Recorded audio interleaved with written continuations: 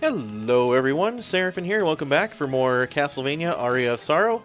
When I last left you guys, we were still working on getting the ever-so-stubborn Red Minotaur Soul. I did also mention last episode that he was the last one in this area to get. I misspoke, I don't have Dead Crusader yet either. I went ahead and looked at my bestiary to confirm what souls I was missing, and I forgot I didn't get him yet either.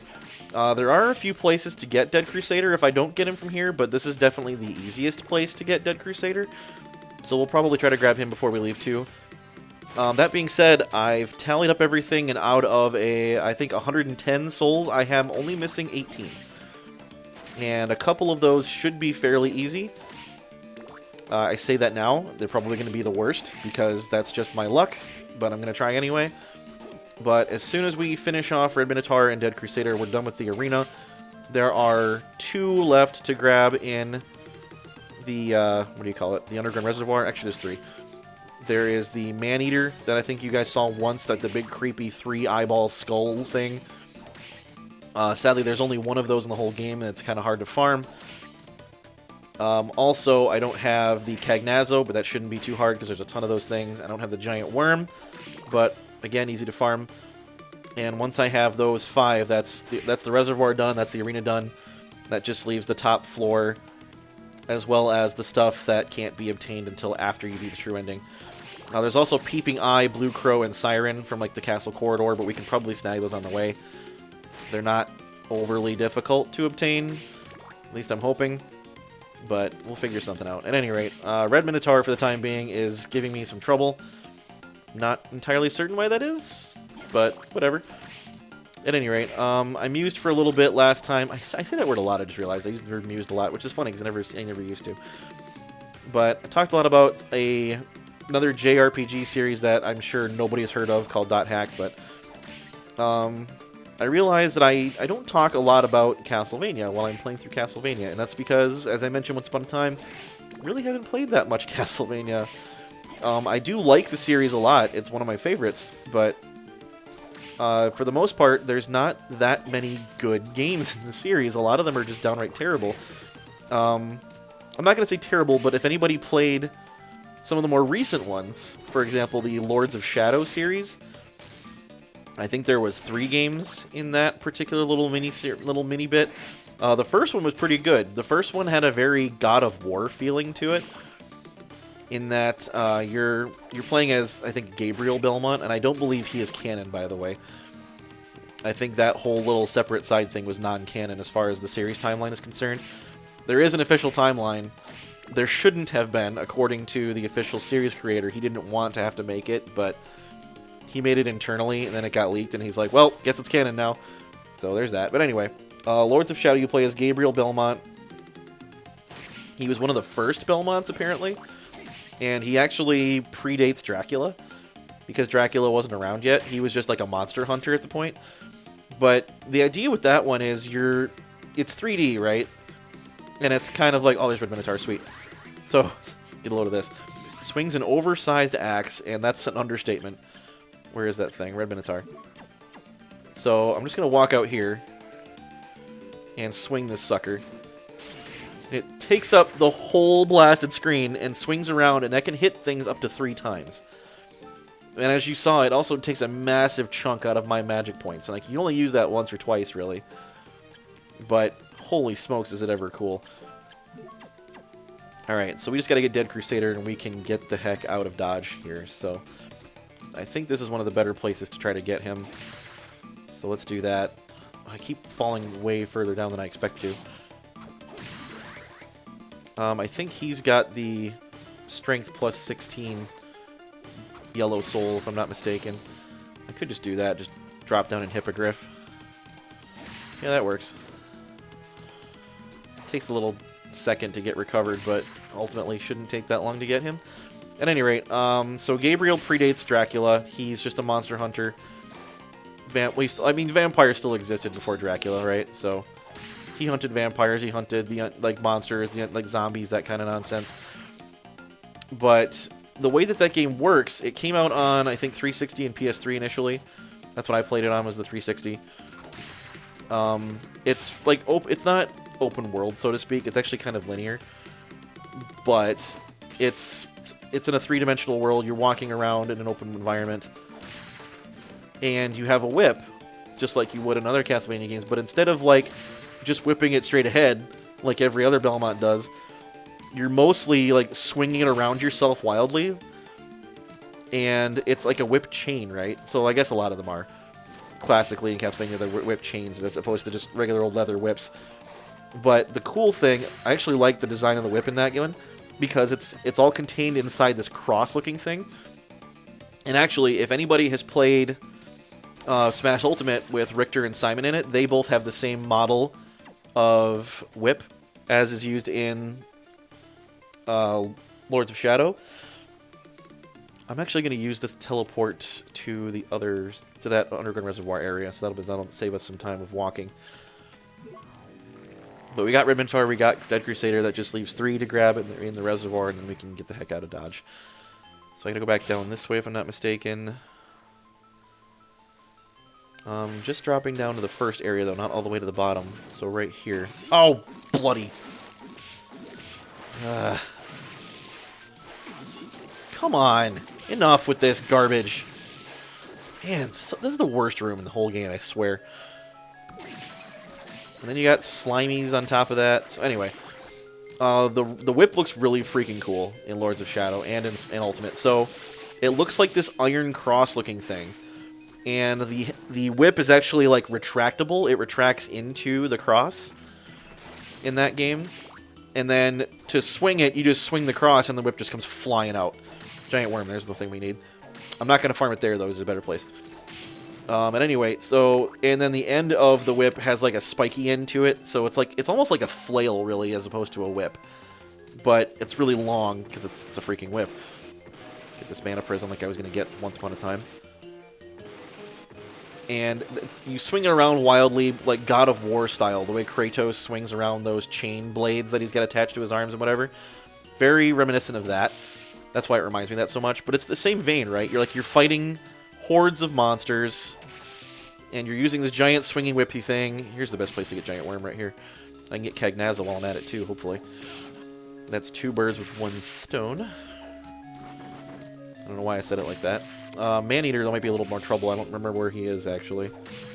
I'll have to go look for him. I know he's around, because we're underwater. There's Cagnazzo. That's good. I forgot what it said he does. That's alright. I think he, makes you stronger as long as you turn the soul on, because it's a blue soul. Giant Worm will take no effort at all to farm, as long as I don't walk out of the door when he hit. Oh, there he is. Cool. Alright, that just leaves the Maneater. Where the heck is he? He is... I think he's north of here? Question mark? Don't quote me on that. Yeah, I think he is. So let's jump up here and go get him, hopefully. But I honestly, I haven't played God of War, so I don't really know if it's actually, reminiscent of that series or not. But aesthetically, it looks very similar. I never had a PS3 or any, I know the first God of War was on PS2, and I never played it. And all the subsequent ones are PlayStation exclusives, and I just don't care enough. I haven't owned a PlayStation console since the PS2 because I thought that was the best one. I still hold to that mantra, by the way, that PS2 was one of the best game consoles of all time. But subsequent versions of that console I've not been very impressed with. And there's not really a lot of franchises or games that grab my attention enough to want to buy the consoles. There's nothing on PS3 that I want to play. I lied. There's one thing on PS4 that I would really love to play, and that is The Last of Us. A friend of mine actually picked up the console for that express purpose. I got to play it for a little bit, and I would love to actually have the console so I can finish it. I never actually got to beat the thing. This is the last of these annoying souls, by the way, is the Maneater. It's like Hall & Oates kind of stuff going on over here. Anyway, I never got to finish that, and I really wanted to, and I know they made a remastered edition on the PS4, so if I were going to pick up that console, it would be for that. I'm not into, Killzone or anything like that, so there's no point in playing that. I've always been an Xbox guy, simply because I play a lot of Halo, as I've talked about.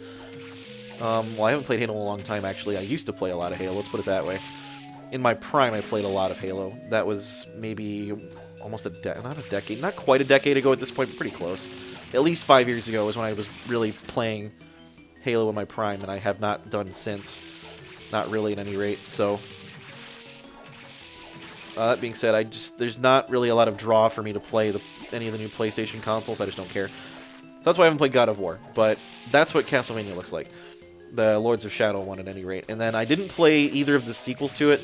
There was like a middle area one that came out. I forget what it's called. I can't really remember, honestly. But this is not a spoiler, by the way, because it's very evident if you've seen just the box cover for Lords of Shadow 2. But it turns out that Gabriel Belmont actually becomes Dracula. Like, he actually is the first Dracula, quote-unquote. But again, it's non-canon, so it doesn't matter. And then his son, that I can't remember his name, ends up becoming, quote-unquote, Alucard. He goes by Alucard, even though he's not Alucard. And again, it's all non-canon anyway. The problem I had with that series of Castlevania games was they were way over the top. And they were practically anime, right? Like, it read and played like an anime episode, and it was really annoying because it didn't hold true to the spirit of the franchise, and it really bugged me. So I got maybe halfway through Lords of Shadow 1, and I got bored, because I'm like, you know what, this is not what I wanted it to be. It was kind of cool for a while, because the aforementioned whip-slinging around was really cool, and it was really appealing to me. And then, of course, you've got some story narration between chapters, and it was narrated by Patrick Stewart, which is reason enough to play that game, honestly, because Patrick Stewart is amazing. Also, Gabriel Belmont himself is voiced by Robert Carlyle, and I really, really like Robert Carlyle as an actor. I think he's got a very distinct voice, very cool voice, so I was really appealed by that. But the game, sadly, did not measure up to what I wanted it to be, and I was very disappointed. But, so if you're looking to play some Castlevania, don't play that one. I mean, I guess try it out if you're interested, but don't get the idea that that's what they're all like. Generally speaking, I don't think there are any good 3D Castlevania games. All the best ones are 2D. They're not necessarily all the really old ones either. For example, I mentioned Harmony of Despair a few times. That's out on current-gen consoles, and it's cooperative. And that's really fun, because it's got representation from all of the different Castlevania, like, sub-franchises. So, like, you've got Soma from this one. So that's Aria and Dawn of Sorrow. You've got Alucard from Symphony of the Night. You've got Shinoa from Order of Ecclesia. You've got Jonathan Morris and Charlotte Allen from Portrait of Ruin. You've got Julius Belmont from this game. You've got, I think Yoko Belnata is actually as downloadable content too. And she's another mage, kind of like Charlotte. You've got Richter Belmont from Rondo of Blood. He's DLC. You've got the original 8-bit Simon from the original Castlevania. He even looks like that, by the way, too. It's hysterical. So you've got all those different characters you can play as from Castlevania lore, and they're all really fun to play. There's no bad ones. Alright, so we're done in the reservoir, we're done in the arena, we're going to go to the corridor, grab what we're missing, and then hit the top floor, and that'll be it. Hopefully that won't take me very long. I'm praying that it does not, because I don't want to be stuck doing this for a whole lot longer. I'm sure you guys are getting tired of seeing it, and I keep getting random killer fish. Not sure why that is, but anyway. So, if you are really looking to try out Castlevania, but you're not sure how you feel about it, either give this one a try, or give Symphony a try. Symphony's really fun. They're more RPG-like Castlevania games. I mean, they're still Castlevania themed, don't get me wrong, because you're still wandering through Dracula's castle, killing demons and monsters and whatnot. But they're much more RPG themed, much more RPG focused. So that's how I cut my teeth on the franchise at any rate, and it's definitely worth trying out. But if you want to experience some measure of like classic Castlevania stuff, but you don't want to go retro, I don't know why you wouldn't, but just in case you don't, try out Harmony of Despair. It's also abbreviated commonly as Castlevania HD, because it was the first one to be released on an HD console. But it's a lot of fun, and again, it's cooperative. If you pick it up, I don't know why this is. If you have it on Xbox, it's not local co-op, so it's not couch co-op, but the PlayStation one is. And I don't have a stinking clue why the heck that is the case, but it is incredibly irritating that it's not, because I don't know why. You still can play over Xbox Live or System Link, I believe, with multiple people. I think it's up to 4 players it supports at once. So, again, I highly encourage you to give that a try if you're at all interested. A couple of friends of mine get together and play that every so often just because it's enjoyable. There's not that many levels to speak of to play through. I think the base game has 6 levels, and then you can get another 6 or 7 from DLC. It doesn't sound like a lot, but those levels are very, very long and very challenging, and you often will not beat them the first time you try them. Like, including even the first level. Like, the first one is, like, it's the easiest one, right? It's the first level. But even as a base level character, you're going to struggle beating the boss and clearing the level on your own the first time you do it. If you get a full party of 4 people, you can probably do it, no problem. But just starting out, you're very weak, and there's not a lot you have in the way of abilities. You have to rank your character up and unlock new powers to be truly effective. So there's that. I'm trying to grab Blue Crow, by the way, if that wasn't already obvious. I don't think there's a better place to do it, unfortunately. So that being said, we're going to continue with the last couple of Castle Corridor enemies next time, and then we'll move on to the top floor, and we'll get the true ending out of the way. So until that time, thank you all very much for watching. I really do appreciate it. It's been a fun ride so far, and the worst is over. So stay tuned for the final episodes of Soul Farming. Maybe 1 or 2 left to go, and then we're done. And then the finales after that. So if you're interested in that, stick around. I will see you guys then. Until that time, I have been Seraphin. Stay classy, internets.